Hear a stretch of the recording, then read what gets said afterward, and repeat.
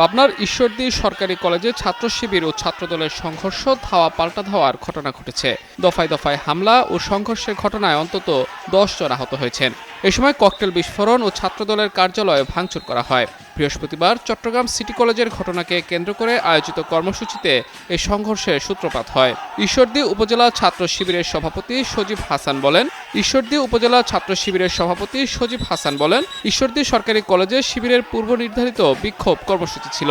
বেলা 11:30টার দিকে বকুলের মোড় থেকে মিছিল নিয়ে ঈশ্বরদী সরকারি কলেজ গেটের সামনে গেলে ছাত্রদলের নেতাকর্মীরা শিবিরের উপর ইটপাটকেল নিক্ষেপ করে। পরে দুই পক্ষের মধ্যে ধাওয়া পাল্টা ধাওয়ার ঘটনা ঘটে। ছাত্রদলের কার্যালয় ভাঙচুরের বিষয়ে শিবিরের সভাপতি বলেন, কে বা কারা ছাত্রদলের কার্যালয় ভাঙচুর করেছে তা জানা নেই।